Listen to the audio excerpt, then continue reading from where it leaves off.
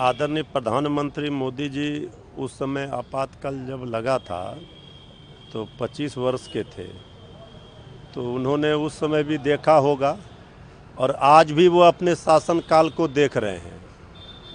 अघोषित आपातकाल लगा रखा है। अब केंद्रीय गृह मंत्री आदरणीय श्री अमित शाह जी क्या कहेंगे?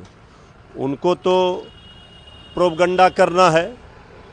तो ये जो अघोषित आपातकाल है, उस आपातकाल से ज़्यादा खतरनाक अभी स्थिति है और कोई अगर सरकार के खिलाफ बोल रहा है, आवाज़ उठा रहा है, उसे जेल में बंद किया जाता है। जांच एजेंसियों का दुरुपयोग हो रहा है, संविधान को रौंदा जा रहा है, कुचला जा रहा है, लोकतंत्र की हत्या की जा रही है सरेआम।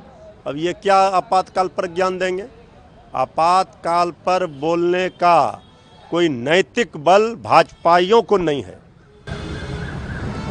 मल्लिकार्जुन खड़गे हैं, कांग्रेस के अध्यक्ष हैं। उन्होंने तंज कसते हुए कहा शशि थरूर पर कि पहले देश है या पहले मोदी? ठीक ही कहा है। कांग्रेस पार्टी के राष्ट्रीय अध्यक्ष हैं आदरणीय खड़गे जी। पार्टी में रह करके कोई अगर कहीं और दिखाएगा भक्ति तो ये कोई पार्टी बर्दाश्त नहीं कर सकता है।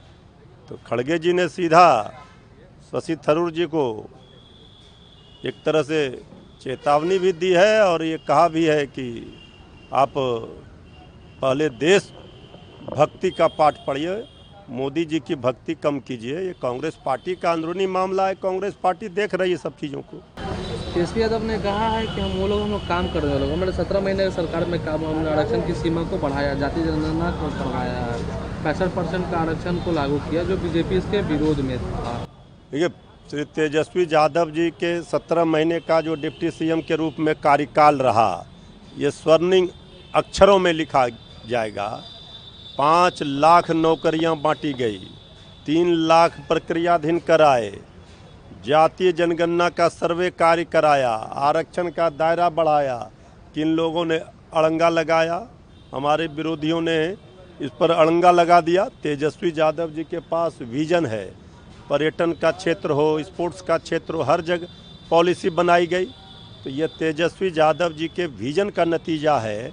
आज क्रेडिट भले एनडीए सरकार आदरणीय मुख्यमंत्री जी ले रहे हों, लेकिन ये देन 17 महीने के तेजस्वी यादव जी के, उस समय जो महागठबंधन की सरकार थी, तेजस्वी जी डिप्टी सीएम थे, उसका है।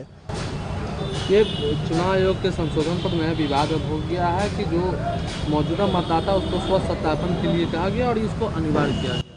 देखिए, चुनाव आयोग निष्पक्षता के साथ बिहार में स्वच्छता के साथ साफ सुथरे तरीके से चुनाव संपन्न कराए। पूरे देश में एकमात्र राज्य बिहार है जहां चुनाव हो रहे हैं। लेकिन जो चुनाव आयोग के साख पर धब्बा लगा है, उसको धोने का अवसर है बिहार। महाराष्ट्र में जिस तरह से फर्जी वोटर को जोड़ा गया था, श्री राहुल गांधी जी ने इस सवाल को उठाए थे। और जो चुनाव आयोग कटघरे में है, सवालों के घेरे में है, उनको बचना चाहिए। किसी के दबाव में, सरकार के दबाव में काम नहीं करना चाहिए। ये लोकतंत्र की मजबूती के लिए चुनाव आयोग अहम भूमिका है। और चुनाव आयोग अगर बिहार में कोई फर्जी वोटर को जोड़ने का काम करेगी और हमारे जो वोटर हैं उसको हटाने का काम करेगी, तो ये बिहार बर्दाश्त नहीं करेगा।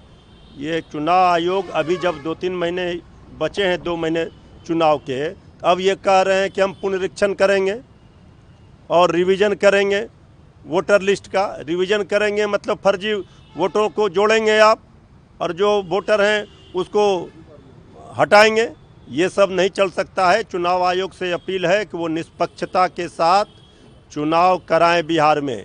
अगर महाराष्ट्र वाली घटना दोहराई गई तो ये उचित नहीं है। तेजस्वी यादव है वो आज छात्र युवा संसद कर रहे हैं। श्री तेजस्वी यादव जी ने छात्रों, नौजवानों के लिए काम किया है, उनके भविष्य को सजाया संवारा है। तो युवा संवाद के माध्यम से अपने युवा साथियों को, बिहार के युवाओं को संदेश देंगे।